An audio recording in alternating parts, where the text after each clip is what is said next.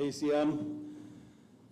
Whichkas for our singers for introducing our work we're going to do here in a traditional way in the laws of our people. You know, it's very disappointing with the court and their decision here today.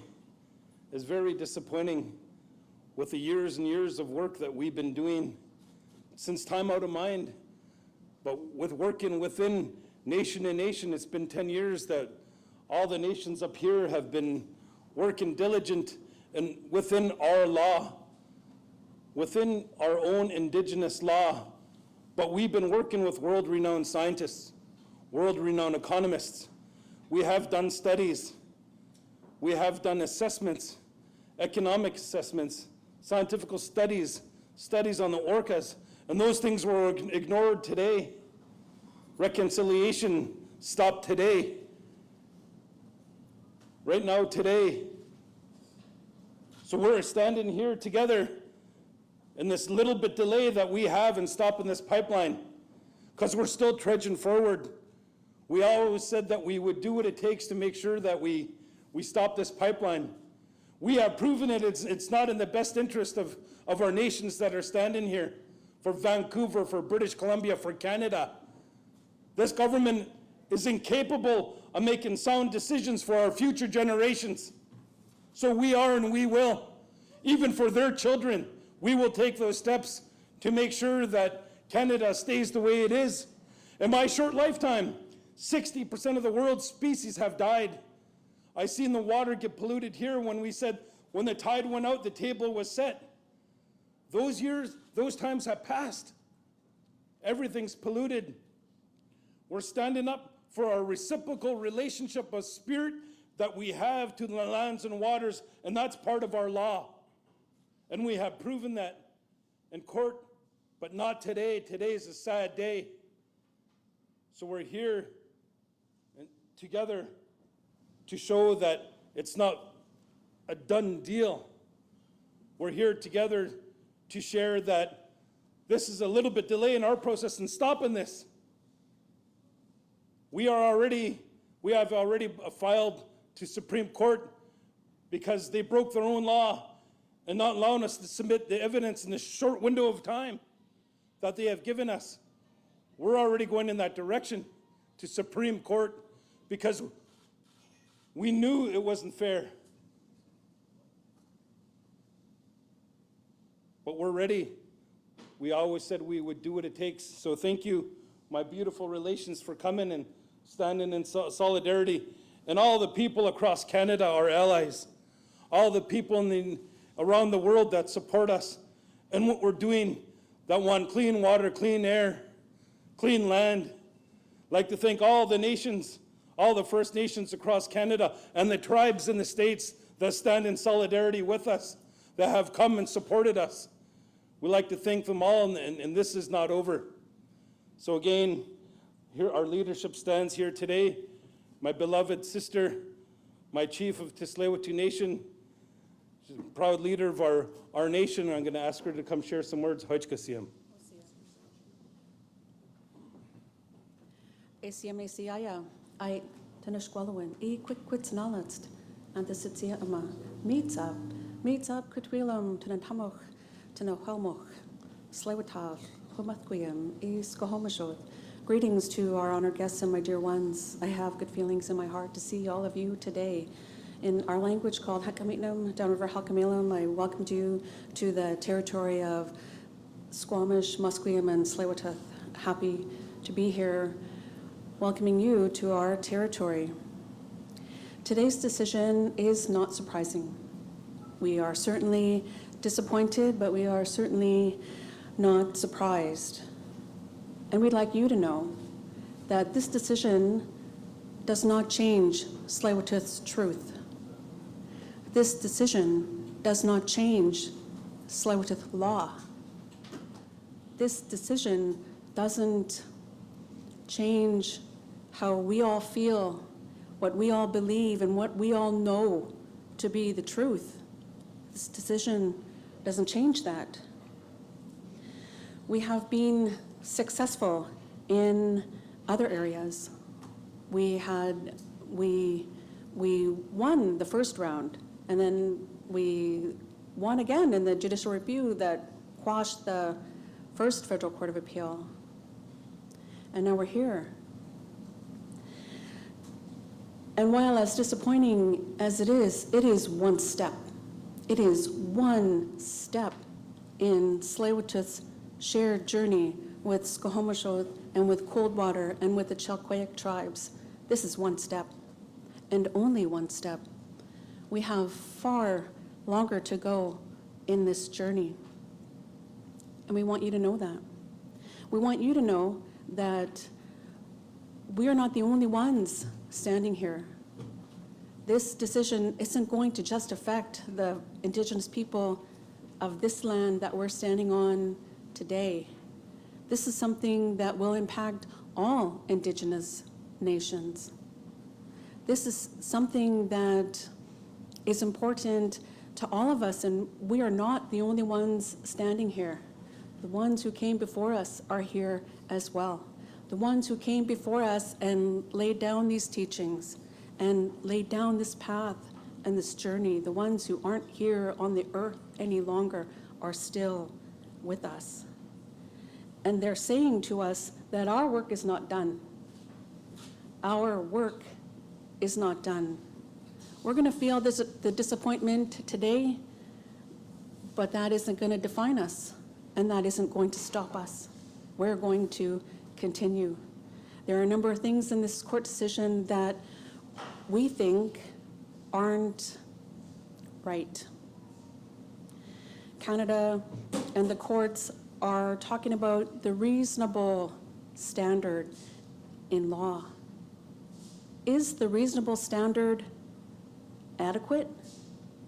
Is it enough to say that the consultation that Tsleil-Waututh, Coldwater, and Squamish Nation received is reasonable and adequate in law when we know that the record of evidence that was presented to the court was not examined? Canada, we ask you, the taxpayers, the general constituents of this country, of BC, of this city, is that reasonable? Is that adequate? If we're talking about reconciliation and protection of the environment, I don't think reasonable is adequate. I think that sets a low bar for reconciliation. And is not reconciliation the most important item on the Prime Minister's agenda? Did he not say reconciliation was important and the most important relationship to him was with First Nations? Well, we need to see some of that now. We need to see some of that reconciliation, and we need to see a different relationship. Tsleil-Waututh, and I'm speaking only on behalf of Tsleil-Waututh, we stand on our own Indigenous law, and when we say that this project cannot go through, we're standing on our own Indigenous law and on the path laid forward for us by our ancestors. Yes, we have an application into the Supreme Court of Canada to vary the order that was just decided in the Federal Court of Appeal, so that is still before the courts. And that's one of the reasons why we say that it's not over. Tsleil-Waututh will always exercise every legal option that we have. Haitsepka, thanking all of you. Thank you, Chief Leah. Kelsalim, as well as Squamish, have been really strong ally. We are related. We share these traditional waters, and we've been stewards of our land since time out of mind. And it's no coincidence that we're here standing together again as we did since time out of mind. So I want to call it my brother, Kelsalim, one of the elected leaders for Squamish Nation. Tanoyap and Siam 8 Sail Watcher 80 Squile Teat Seats and Elta Ans Salem Chin Nuxnachum Tanawa Nuxnewant and Taochomelch Tascomish Ochomelch. just really want to thank everybody for this time to speak to each and every one of you. I am an elected council member for the Squamish Nation as well as one of the 2 official spokespersons. I stand here with my colleagues from the Squamish Nation Council that were elected by our people to protect and uphold and defend the interests of the Squamish people, which includes our Indigenous rights and title to our territory. I stand here with our relatives from the Tsleil-Waututh Nation as well as other nations and allies who share this common purpose and concern about the fate of our future and our communities as a result of the proposed expansion of the Trans Mountain Pipeline. I speak on behalf of the Squamish Nation saying that we are deeply disappointed with the court's decision today, but as stated earlier, this is yet but one step among the many tools and options that are available to us as First Nations people with constitutional rights. But further beyond that, we also have our own determination as a nation with the right to self-determination that still continues to articulate that the issue of title within our territory is unresolved, that we have never surrendered our lands, that we have never given up who we are and what our rights are to our territory, and that the Government of Canada, through its courts and through its laws and through its Prime Minister, have claimed jurisdiction over our lands, but we will continue to fight to enforce our jurisdiction within our territories, no matter what project that is, because we have an absolute obligation to protect the interests for our people, not just to today, but into the future. This project, although challenged by many different groups and by First Nations, including ours, have continued to stress the riskiness and the problems posed to our inlet that we all use and share together. But I also will send a message and a reminder to the public that this project proposed or taken over by the federal government was abandoned by a Texas-based oil company, recognizing that the future of oil and gas is not the future of our economy, and it is not the future of a viable, sustainable, healthy environment and society when we're looking down the barrel of a gun when we have 8 years left to reduce our carbon emissions based off of the internationally recognized limits in which we can raise carbon emissions globally. The scientists have spoken. We must act swiftly and boldly. And that this government continues to push oil and gas pipelines, knowing that the science is clear, that infrastructure such as an expansion of the tar sands in Alberta through an oil and gas or oil pipeline like the Trans Mountain Project is not in the best interest of this country or in our communities or our planet when we're risking unstable climate for future generations. Australia is burning. BC was burning. Alberta was burning. And yet this government wants to double down on building more oil pipelines. That is not a future that we can invest in. And so our nation and many other nations are calling out, saying that this is unacceptable. The Squamish Nation is using the tools available to us to defend our interests. We participated in good faith in the consultations with the federal government. We articulated our issues consistently throughout the process, and yet we continue to encounter flaws. We will take this decision and carefully review it with our legal advisors as a council. We will explore our next options, and we will continue to call upon our allies and our friends and the people around the world who support First Nations, who support the human rights to self-determination and the human right to free, prior, and informed consent, to continue to support us, to continue to support our legal challenges with donations and fundraising through all of the campaigns that are helping to support our nations in this fight on behalf of all of us. And we will continue to work with all of our allies to protect those interests that are so integral to who we are and where we come from, but also the survival and the viability of our society now and into the future, and to protect those children who are not born yet, those children who are not here today to speak up for themselves, that demand upon us that we take bold action on this climate crisis. And we will continue to take that position as a Squamish Nation who has declared a climate emergency who understands that this means that we need to be courageous and bold in our actions, and will continue to stress upon all levels of government within our territory that this is the action that we must take for ourselves and for our future generations. Again, I want to thank my council, my leadership, and my people for supporting us and taking the actions that we have taken so far. I really believe in the leadership of the past as well as the current who have had the courage to do this work on behalf of our people, on behalf of the world. So I really want to thank my leadership, my council who is standing here today, and those who could not be here. I want to thank the leaders who have taken these actions previously, and our leaders that have long passed, who fought for us to be able to stand here and to make this fight on the behalf of the future generations. So in my language, I'd say, Chin Kunman, Tlanoyap. I'm really grateful to each and every one of you for this opportunity to share some words. Thank you.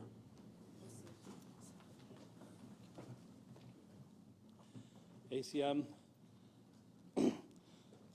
Coldwater had multiple victories already, and they again standing within their law and protecting their lands, waters, and people. And Chief Lee is the leader of the Coldwater Nation. I'm going to ask to come up and share.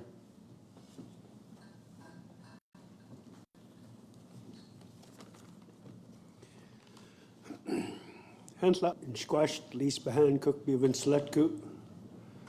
Hello everyone, I'm Lise Bahan, I'm the chief of the Coldwater Indian Band. First of all, I'd like to say thank you to the singers for the lovely song, Cookstem. And I'd like to also thank Tsleil-Waututh and Squamish and Musqueam for allowing us to do this work in their territory, Cookstem.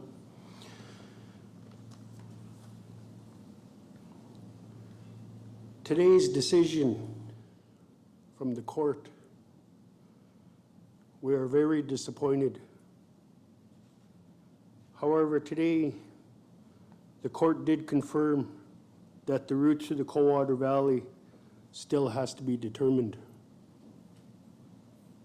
The risks to our community drinking water still need to be studied. That work is underway. The court has confirmed Canada has ongoing duty to consult with us on these very important issues. It remains to be seen whether the Crown will discharge its obligation to meaningfully consult Coldwater on routing and protection of our water. We will continue to stand strong and do everything in our power to ensure our sole source of drinking water is protected.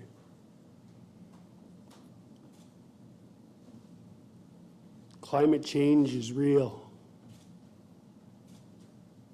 We've seen it in the past with all the fires, the lack of water, not only here in British Columbia, but in Canada and worldwide. We need to protect water for our future generations.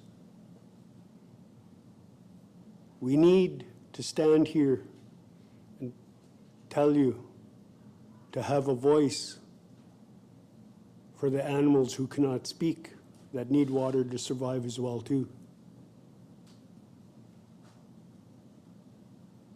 Water is life. Water is sacred. And for Coldwater, we will continue that fight to protect water. Cookstem.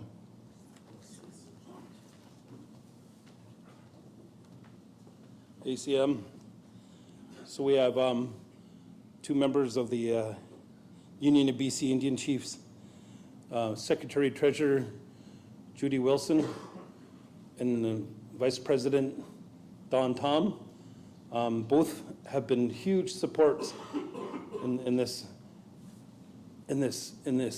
work to protect what we love and stand within our law and incorporating that into all their work. So I'm going to call them both up to share. I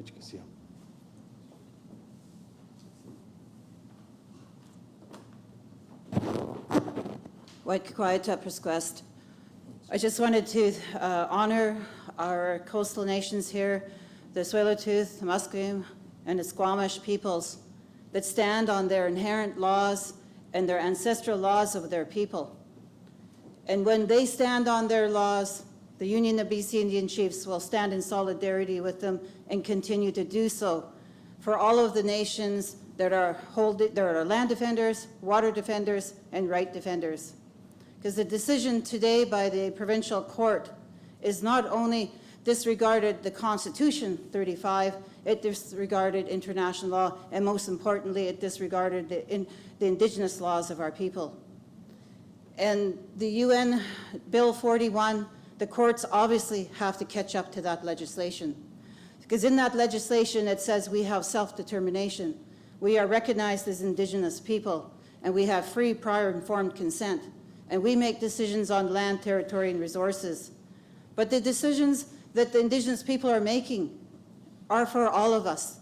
It's protecting the water, the land, the orcas, the way of life all of us enjoy in Canada and BC. It's not just an Indigenous fight, it's everyone. Because what you're making a decision today is going to affect the futures, as you heard from our speakers earlier. Climate change is real. Climate change crisis is happening now. And if we all don't work together, it's going to be disastrous. And the only ones we can blame is those top decision makers that are allowing this to happen. Because on the ground, there's changes to make a better way, to go a different way than we're going now. And we have to support that change. And all of the Vancouver Island, Vancouver, Lower Mainland, that's 3 to 4 million people that are saying no to Trans Mountain. They're standing with us. They're standing with those make the decisions to make the right choices. And all of the people along the pipeline route, there's many nations that can't get to the courts, but their proper title holders are saying no to the pipeline, and that's being disregarded as well. So when we stand together in solidarity, we're standing with our ancestors, we're standing with all of those people that know that the pipeline expansion is not a good choice. And we're standing with all of those people that are saying reconciliation has to be meaningful, and it has to be implemented in a good way to make a better way for all of us in the future. Reconciliation is about making better choices for everyone. That means the animals, the orcas, the salmon, the water, the plants, the animals, all living creation has a say. Because that's how our law works as Indigenous people. Everything has a say. Everything has a right to thrive. Everything has the right to enjoy a way of life. Because that's the way it was supposed to be. It wasn't supposed to be the 1% benefit at the expense of the 99% of us who have to pay daily, not just in the dollars, but through our lives, through our unsafe drinking water, through the decisions that only benefit the government and 1% that never get returned to us. So we're at the Union BC Indian Chiefs. Our Grand Chief, Stuart Phillip, can't be here today, but he relays that he is standing in solidarity for each and one of us and the nations that are taking this fight up in the courts, that will continue to take this fight to the highest level of those courts, will continue to stand with them. Cook's Jam, and thank you.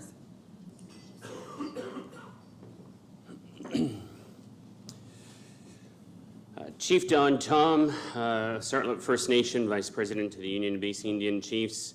My First Nation is located about 30 kilometers north of Victoria on Vancouver Island.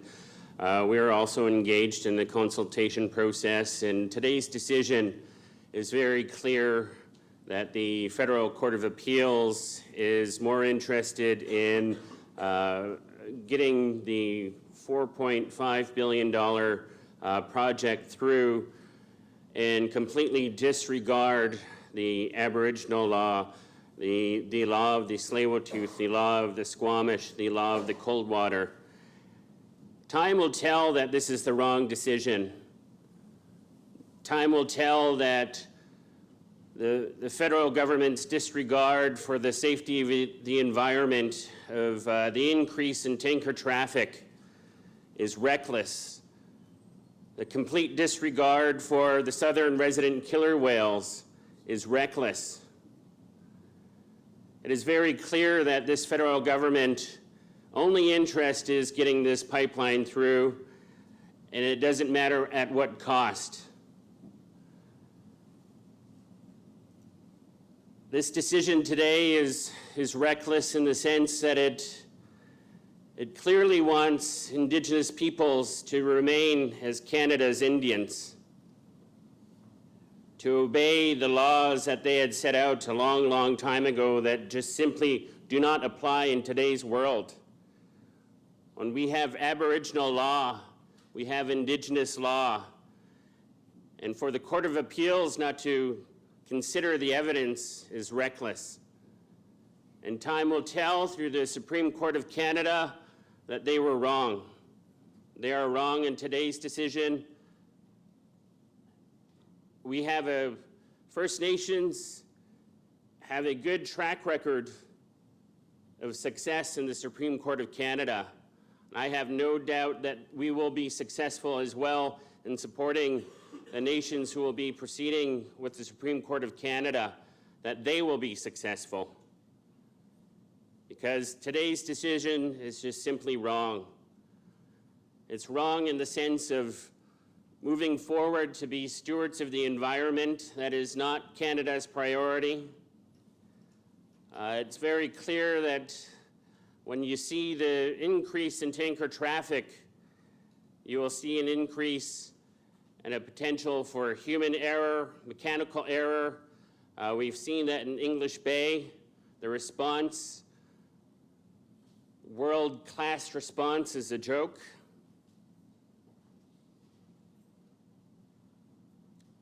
Today, we know that our resolve has been unchanged.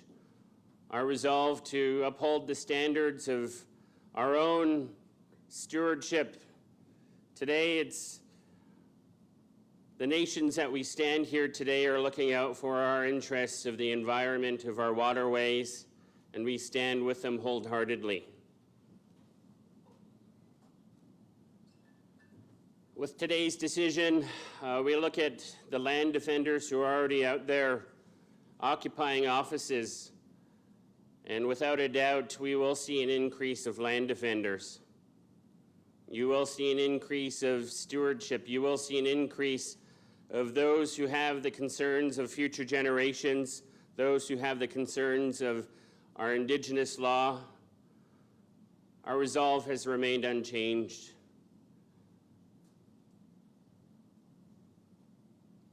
I cannot express today that we are disappointed with the ruling that has come out,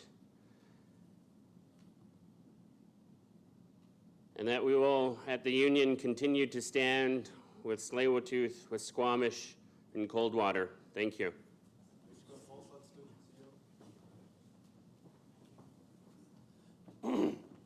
There you have it. You know, we need to understand that it would be easy for any of the nations to negotiate and be partners with this, but it doesn't make sense. When we say within our law, that is the reciprocal relationship spirit that we have in land and water. That's what I was saying. But what we did is we spoke the language of the settlers here, where we worked with world-renowned scientists, world-renowned economists, and we explained that it doesn't make sense because it's inevitable of a spill. 87% chance. You can only clean up 20%. There's multiple things that we brought forward that the government did not, the courts did not look at, and the government as well. They relied on the National Energy Board and their expertise of the work that they'd done in their feeble attempts for a consultation. We don't have to look very far to remember what they did. In the very beginning, Stephen Kelly put in 20% of Kinder Morgan's application to the National Energy Board on behalf of Kinder Morgan, then was hired by the National Energy Board. The ministerial committee was an egg that they tried to unscramble. Again, and again, it was wrong. And how they conducted themselves was wrong. And we go back to our law, why we're doing what we're doing. People are dying.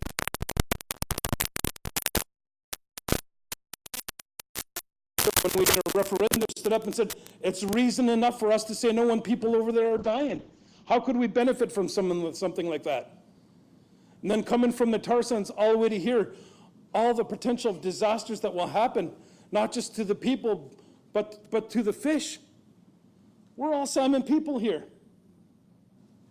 It's disappearing. There's nations along the pipeline that are going to suffer. The water along the pipeline are going to suffer. The land along the pipeline is going to suffer. And right here, in what we call one of the most beautiful cities in the world, will suffer. Our studies show when a spill happens, within hours, 1 million people will get sick. 500,000 birds will die and never return. Look what happened with the spills that already happened, where we took our studies from. Exxon Valdez, almost 30 years later, the water there is still dead. That's why we have allies, north and south and east. Because down in Washington State, our allies there, they wanted to come today, the tribes, because it will affect them, but it will affect Canada, British Columbia, and even Alberta. As it was said already, there are fires there already. The aquifer, in the government's own study, said that it's going to dry up, and the tundra is going to get too dry, and then fires could happen. And that's exactly what happened. Their own studies say that, but they still continue with this. So here, as a collective, we're saying no. We're making choices for Canada and Canada's future generations. So Haichka, to the leadership here and what you stand for with the people that you lift up, very proud moment to stand with each and every one of you, because it's not over. It's not over, so we'll take a couple of questions at this time. We already are. Tsleil-Waututh Nation. Okay. Thank you. The question was, do we plan to seek leave to appeal to the Supreme Court of Canada? We have an application into the Supreme Court of Canada currently. It's still before the court. And as we have said from the beginning, Tsleil-Waututh will always consider our legal options. So the application that you have before the courts is regarding the September 2019 decision? Yes. You have to wait for that to be Yes. to appeal this one? Okay. Thank you. Thank you. So what are your options at this time to continue to fight the pipeline? What's the question again? What are your options right now to continue to fight the pipeline? How will you proceed right now? Well, that's the thing. We do have options. I think there are holes that we saw that we just sat down just for an hour with everyone here, with our lawyers. So what we have to do is go sit down and look at those options. But do you want to address anything? Yeah, I think there is a couple important facts about this. There is the request to seek leave through the Supreme Court of Canada regarding that September 2019 decision, and that's something that Squamish and Tsleil-Waututh and other environmental groups. So there's that Supreme Court issue.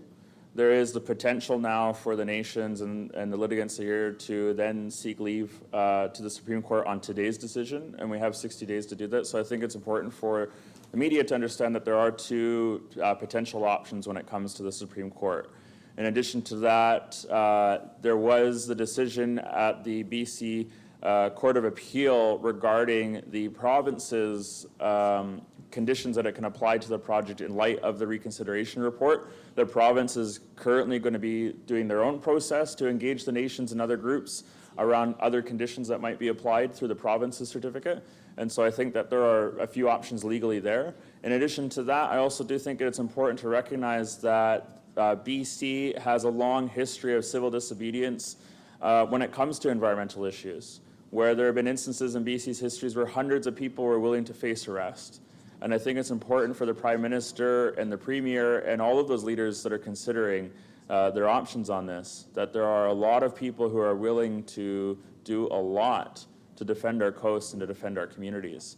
And that's, I think, really integral and important to this, because as we've seen throughout history, it requires that strength of courage to stand up to those unjust laws that later on we realize that those laws were unjust in the first place.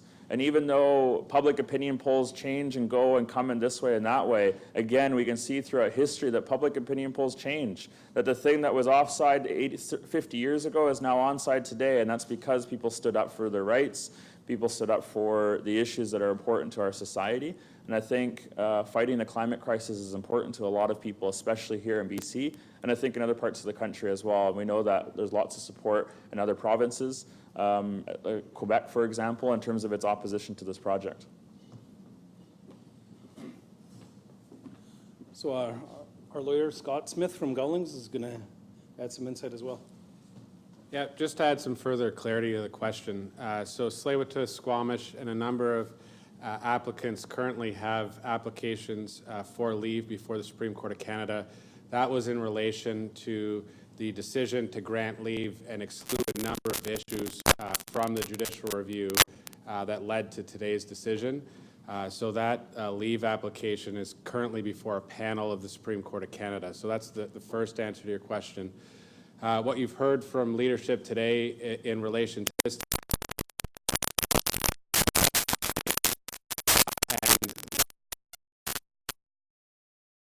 so I think you've heard very clearly from a number of the nations. They're going to sit down with their councils, legal counsel, and consider all options. And from the Tsleil-Waututh perspective, you heard Chief George Wilson speak to Tsleil-Waututh considering all potential legal options to continue its staunch opposition to the pipeline. We'll take a couple more questions. Canada says that they fulfill the requirement when it comes to consultation, but you feel that it was fulfilled when it comes to, in regards to UNDRIP? Scott, do you want to try again? Or both of you?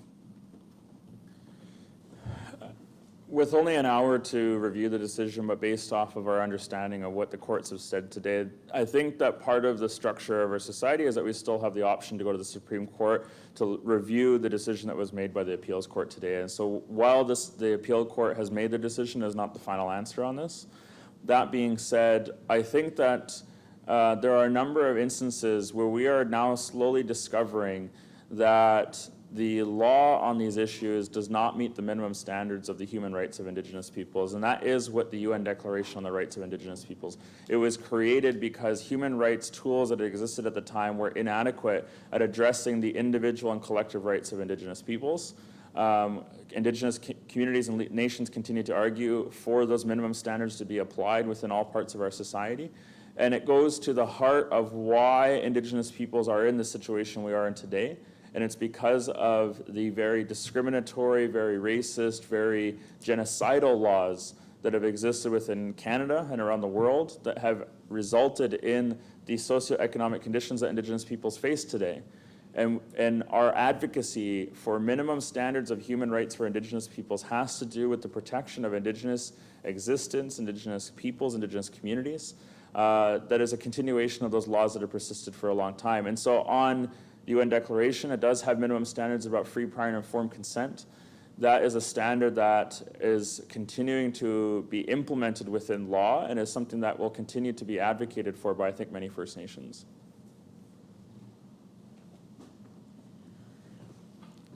I think people need to understand what meaningful consent would mean to the average person in this society and what it means in the court. Tsleil-Waututh was in our discussions with Canada. Tsleil-Waututh was ready and did sit at the table and engaged in discussions. We conducted our own review. We did our own studies. We did our due diligence.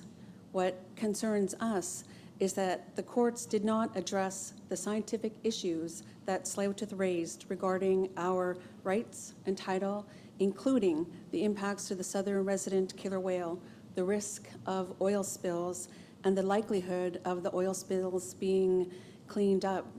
And Canada's scientists agreed with our scientists. So in our view, that isn't meaningful consultation.